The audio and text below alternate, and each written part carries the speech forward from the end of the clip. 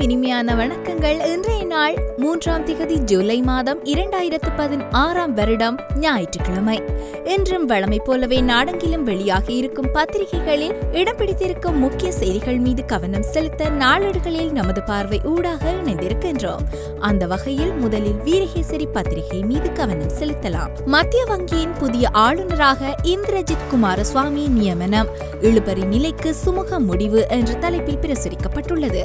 பல்வேறு சர்ச்சைகளுக்கு மத்தியில் இழுபறி நிலையில் காணப்பட்ட புதிய ஆளுநர் விவகாரம் முடிவுக்கு வந்துள்ளது.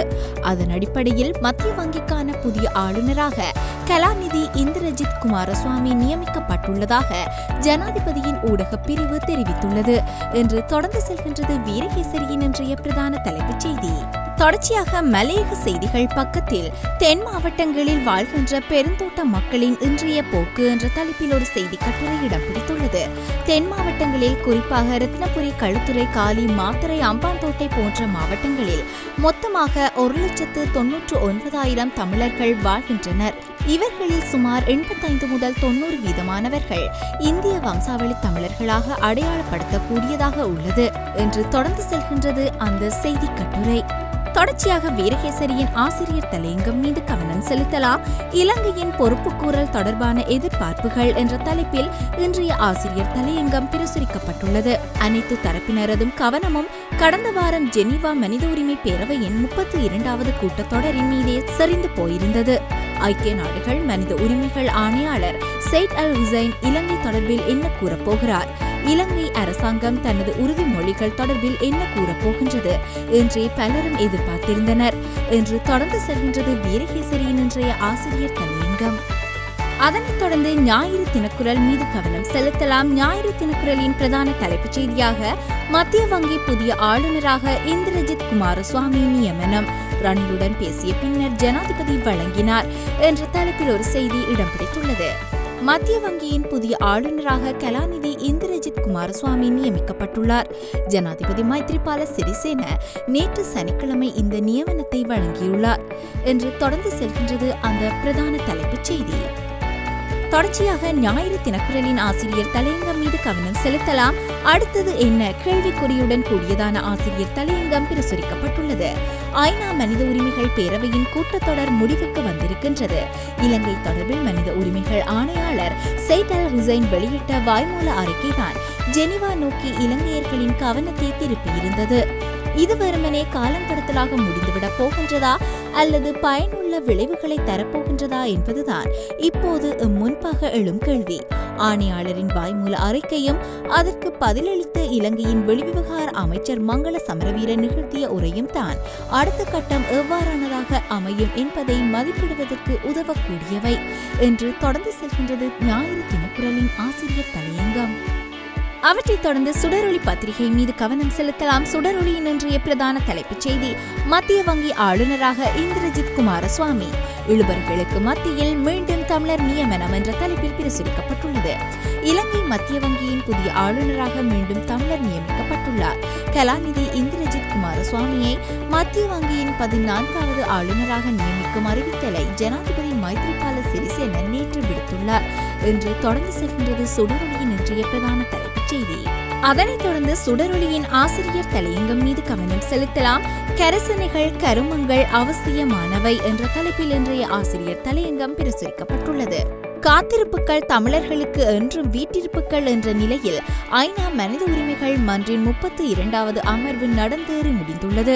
இலங்கை தொடர்பான வாய்மூல அறிக்கையை இவ்வேளையில் வெளியிட்ட ஆணையாளர் சைட் அல் ஹுசைன் சர்வதேச பங்களிப்புடனேயே நீதி வழங்கும் பொறிமுறை நம்பகரமாக அமையும் என்பதில் பாதிக்கப்பட்டுள்ள மக்கள் நம்பிக்கை கொண்டுள்ளனர் எனவும் அதனை தானும் உணர்வதாகவும் சுட்டிக்காட்டியிருந்தார். அந்த வகையில் தற்போது இந்த விவகாரத்தில் இறுதி தீர்மானம் எடுக்கும் பொறுப்பு இலங்கை அரசின் பக்கமே இருக்கின்றது என்று தொடர்ந்து செல்கின்றது சுடரொளியின் இன்றைய ஆசிரியர் தலையங்கம். தொடர்ச்சியாக உதயன் மற்றும் வலம்புரி பத்திரிகைகள் மீது கவனம் செலுத்தலாம். அந்த வகையில் முதலில் உதயன் பத்திரிகையை பார்க்கலாம். மேலும் வசதி வாய்ப்புகள் வேண்டும் கேட்கின்றனர் மாகாண உறுப்பினர்கள், ஏனைய இடங்களில் கொடுப்பதைப் போலவே தேவையாம் என்ற தலைப்பில் உதயனின் பிரதான தலைப்புச் செய்தி பிரசுரிக்கப்பட்டுள்ளது. அதனைத் தொடர்ந்து வலம்புரி பத்திரிகையின் இன்றைய பிரதான தலைப்புச் செய்தியானது மத்திய வங்கியின் புதிய ஆளுநராக தமிழரான குமாரசுவாமி நியமனம், நாளை ஜனாதிபதி முன் பதவி பிரமாணம் என்ற தலைப்பில் பிரசுரிக்கப்பட்டுள்ளது. அதனைத் தொடர்ந்து இன்று வெளியாகியிருக்கும் லங்காதீப பத்திரிகை மீது கவனம் செலுத்துவோம். மத்திய வங்கி பிணை முறி நஷ்டஈடுகளுக்கு பொறுப்பானவர்கள் எந்த காரணம் கொண்டும் தப்பிக்க முடியாது என்று கோப் குழுவின் தலைவர் சுனில் ஹந்துன்னேத்தி தெரிவித்துள்ள கருத்தினை மையப்படுத்தியதாக தன்னுடைய பிரதான தலைப்புச் செய்தியினை பிரசுரித்துள்ளது லங்காதீப பத்திரிகை. அதனைத் தொடர்ந்து தி சண்டே டைம்ஸ் பத்திரிகையின் இன்றைய பிரதான தலைப்புச் செய்தி மீது கவனம் செலுத்தலாம். இலங்கையின் கடற்பரப்பிற்குள் இந்திய மீனவர்கள் மீன்பிடிப்பதற்கு ஏதுவாக சில பகுதிகளை ஒதுக்குவதற்கு இந்திய அரசாங்கம் ஒரு பிரேரணையினை இலங்கை அரசாங்கத்திடம் சமர்ப்பித்துள்ளதாகவும் கடும் எதிர்ப்புகளுக்கு மத்தியில் அந்த பிரேரணை மீதான ஆலோசனையினை இலங்கை அரசாங்கம் மேற்கொண்டு வருவதாகவும் தன்னுடைய பிரதான தலைப்புச் செய்தியினை பிரசுரித்துள்ளது தி சண்டே டைம்ஸ் பத்திரிகை. தொடர்ச்சியாக இன்று வெளியாகியிருக்கும் பத்திரிகைகளில் இடம்பெற்றிருக்கும் சர்வதேச செய்திகளில் ஒன்றாக சமகால உலக ஒழுங்கை மாற்றியமைக்கும் முடிவு என்ற தலைப்பில் ஒரு செய்தி கட்டுரை இடம் பிடித்திருக்கின்றது. அதன் மீது கவனம் செலுத்தலாம். ஐரோப்பிய ஒன்றியத்தில் பிரித்தானியா தொடர்ந்து இணைந்திருப்பதா அல்லது பிரிந்து செல்வதா என்பதை தீர்மானிப்பதற்காக பிரித்தானிய மக்களிடையே நடத்தப்பட்ட பொது வாக்கெடுப்பில் 51.9% பிரித்தானியர்கள் பிரிந்து செல்வதென முடிவெடுத்துள்ளார்கள். இந்த முடிவானது பிரித்தானியாவில் மட்டும் தாக்கத்தை செலுத்தப் போவதில்லை, மாறாக சமகால உலக ஒழுங்கை மாற்றியமைக்கப் போகின்றது. இதில் குறிப்பாக அரசியல் பொருளாதாரம் சார்ந்த விடயங்கள் பெரும் பங்கினை வகிக்கப் போகின்றன என்று தொடர்ந்து செல்கின்றது அந்த சர்வதேச செய்தி கட்டுரை. அதனைத் தொடர்ந்து இந்திய செய்திகள் மீது கவனம் செலுத்தலாம். ஜவுளி கடையில் வேலை பார்த்ததால் காதலை உதாசீனப்படுத்தினார் சுவாதி, கெஞ்சி பார்த்தேன் முடியவில்லை, தீர்த்து கட்டினேன் என்ற தலைப்பில் கொலையாளி ராம்குமாரின் பரபரப்பு வாக்குமூலம் என்பதாக ஒரு செய்தி இடம் பிடித்துள்ளது. பொறியியல் படிப்பை முடிக்காமல் ஜவுளிக்கடையில் வேலை பார்த்ததால் என் காதலை சுவாதி உதாசீனப்படுத்தினார். இந்த ஆத்திரத்தில் சுவாதியை அரிவாளால் வெட்டி கொலை செய்தேன் என கொலையாளி ராம்குமார் பரபரப்பு வாக்குமூலம் கொடுத்துள்ளார் என்று தொடர்ந்து செல்கின்றது வீரகேசரியின் இன்றைய இந்திய செய்திகளில் ஒன்று. அதனைத் தொடர்ந்து மற்றொரு இந்திய செய்தியாக உத்தராகண்டில் கடும் மழை வெள்ளம், 30 பேர் பரிதாப பலி, 100 பேரை காணவில்லை என்ற தலைப்பில் ஒரு செய்தி இடம் பிடித்துள்ளது. இந்தியாவின் உத்தராகண்ட் மாநிலத்தில் பிதோரகர் மற்றும் சமோலி மாவட்டங்களில் நேற்று முன்தினம் காலை ஏற்பட்ட மேகவெடிப்பு காரணமாக கடும் மழை கொட்டி தீர்த்தது. இதனால் ஏற்பட்ட வெள்ளம் மற்றும் நிலச்சரிவில் சிக்கி 30க்கும் மேற்பட்டோர் உயிரிழந்தனர். 100க்கும் அதிகமானவர்களின் நிலை குறித்து தெரியவில்லை. சம்பவ இடத்திற்கு அனைத்து மீட்பு படையினர் அனுப்பி வைக்கப்பட்டுள்ளனர் என்று தொடர்ந்து செல்கின்றது அந்த செய்தி. தொடர்ச்சியாக இன்று வெளியாகியிருக்கும் பத்திரிகைகளில் இடம் பிடித்திருக்கும் கேலி சித்திரங்கள் மீது கவனம் செலுத்தலாம்.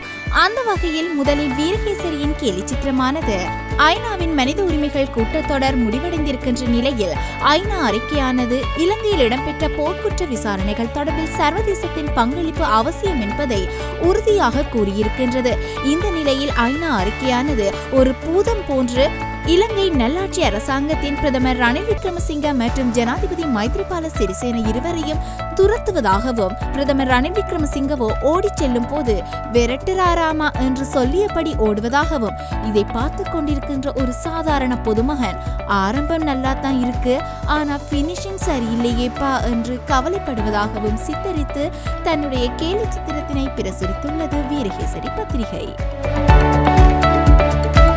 அதனைத் தொடர்ந்து தினக்குரல் பத்திரிகையின் கேலி சித்திரம் மீது கவனம் செலுத்தலாம். மத்திய வங்கி ஆளுநராக கலாநிதி இந்திரஜித் குமாரசுவாமி நியமனம் செய்தி என்று எழுதப்பட்டிருக்கின்றது. மத்திய வங்கி ஆளுநருடைய மேசையும் கதிரையும் போடப்பட்டிருக்கின்றது. புதிதாக நியமிக்கப்பட்டுள்ள ஆளுநர் வந்து அமர முயற்சிக்கின்றார். கதிரை எங்கிலும் முட்களாக நிறைந்து காணப்படுகின்றது. முட்படுக்கை போன்று காணப்படுகின்ற இந்த கதிரையில் எப்படி அமர்வது என்று யோசித்த வண்ணமே அவர் ஒரு ஓரமாக அமர்ந்திருக்கின்றார். இதுவரை காலங்களும் இலங்கை மத்திய வங்கி ஆளுநராக செயற்பட்டவர்கள் மீது பல்வேறு குற்றச்சாட்டுகள் முன்வைக்கப்பட்டிருக்கின்ற நிலையில் இறுதியாக ஆளுநராக இருந்த அர்ஜுன மகேந்திரன் மீதும் பல்வேறு குற்றச்சாட்டுகள் முன்வைக்கப்பட்டுள்ளது. அந்த நிலையில் இவருடைய புதிய நியமனம் இடம்பெற்றிருப்பதை சித்தரிக்கும் வகையில் தன்னுடைய கேலி சித்திரத்தினை பிரசுரித்துள்ளது தினக்குரல் பத்திரிகை. இதுபோல் மற்றொரு நாளேடுகளின் நமது பார்வையூடாக இணைந்து கொள்ளும் வரை நன்றி, வணக்கம்.